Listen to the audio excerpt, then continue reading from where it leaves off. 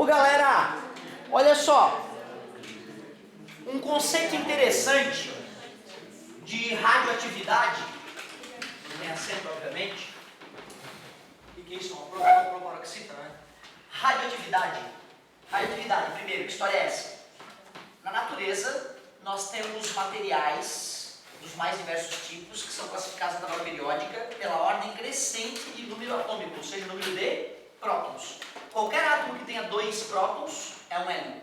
Qualquer átomo que tenha 3 prótons é um lítio. Só que nós temos os isótopos. Isótopos são átomos que têm o mesmo número de prótons, mas diferente número de nêutrons. Continua sendo o mesmo tipo de átomo. Mas quando o núcleo de um átomo tem mais nêutrons do que deve, ele fica instável e começa a emitir partículas, começa a emitir radiação.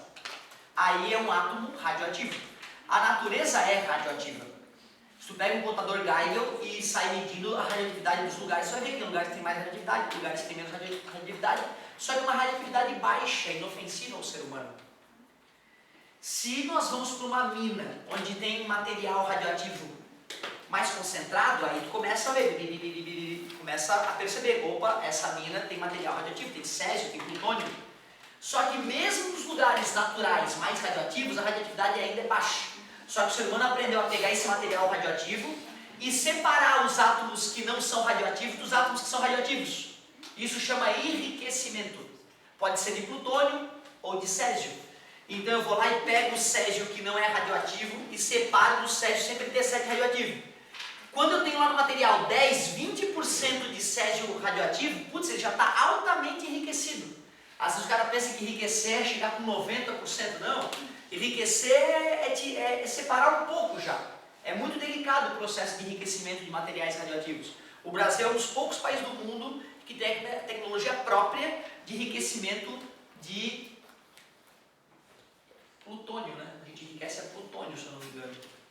Como é que a gente faz? Como é que o Brasil faz, né? E é tecnologia nossa, brasileiros inventaram. Isso é incrível, né, cara? Saber que tem físicos, químicos e matemáticos de nível mundial no Brasil.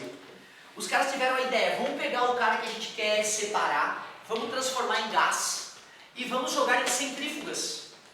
Centrífugas poderosas. O que acontece na centrifugação da máquina de lavar? A água pode fluir por inércia, né? Pelos furinhos do cesto que gira.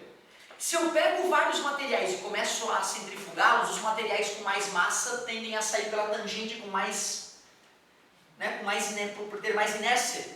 Então se eu pego um gás e boto em ultracentrífugas, e nesse gás tem materiais radioativos mais pesados, com mais nêutron no núcleo, e materiais menos pesados, com menos nêutrons no núcleo atômico, eu vou conseguir separar esses átomos mais pesados desses átomos menos pesados, só que é uma separação lenta. Então eu preciso de horas de centrifugação, horas, para ter uma pequena quantidade de material radioativo. E o nosso enriquecimento, ele não pode gerar bomba atômica, porque para gerar bomba atômica tu precisa de um enriquecimento ainda maior. O nosso enriquecimento só serve para energia nuclear. Um bom sinal, né? Porque quando é de louco tem nesse país um cara com bomba atômica na mão, né? Sei lá, vai que surge um presidente tipo arma de mejar. Lembra daquele cara? Aquele cara era um maluco, né, cara? Me dava um medo de saber que aquele cara estava no controle do Irã e tinha a bomba atômica na mão, né? Imagina, vou explodir o nome de Allah. Então é uma coisa que isso não é meu sinal, não, né? Eu não vou embora. Então olha só, cara. Radioatividade é uma coisa que existe na natureza e controlar, calcular o quanto o material emite de radioatividade não é uma coisa fácil. Porém, os caras conseguiram uma maneira muito prática de fazer a ideia ficar simples. A ideia de meia-vida. Cuidado que essa ideia pode ser perigosa. A meia-vida de um material radioativo é quanto tempo a gente tem que esperar para que a quantidade daquele material radioativo caia pela metade.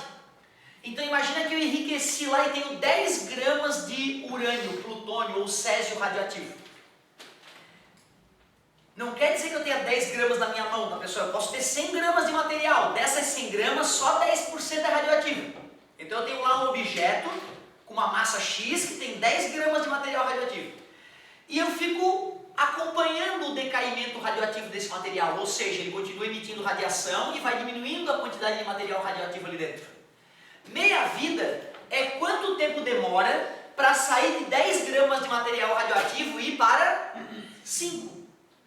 Passa mais meia vida. Cai de 5 para 2,5.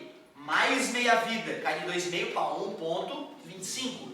Quantas vezes eu preciso dividir esses números por 2 para dar zero? Infinitas vezes. Isso nos mostra que a radioatividade ela nunca se anula. Ela tende a zero, ela vai diminuindo com o passar do tempo, mas jamais se anula. Por isso que mesmo passado muito tempo, ainda há sombra de uma contaminação por radioatividade no local, certo? Tem materiais que a meia-vida é de poucas horas. Tem materiais que a meia-vida é de 100 e poucos anos. Então tu vê, né? Tem materiais que a radioatividade vai desaparecer quase a zero em pouco tempo. Tem materiais que mesmo 100, 200, 1000 anos depois tu ainda vai estar contaminado pelo material radioativo, aquela região. O meu medo é o aluno entender que meia-vida é a metade da vida. Não é? Meia-vida não é a metade da vida. Porque se fosse a metade da vida, 2 meia-vidas depois tinha acabado a vida do cara. E não. Aí eu fiz uma observaçãozinha. Atenção, após 2 meia-vidas, ainda resta 25% do material radioativo. Concorda comigo? Tinha 100, dividiu por 2, 50, dividiu por 2, 25. Ou seja, é muito mais o cara ter noção de progressão geométrica, com razão no meio, para poder matar a questãozinha, do que manjar muito aí de física. Se eu fosse fazer um gráfico da massa de material radioativo com o passar do tempo, eu percebo que essa massa vai decrescendo exponencialmente.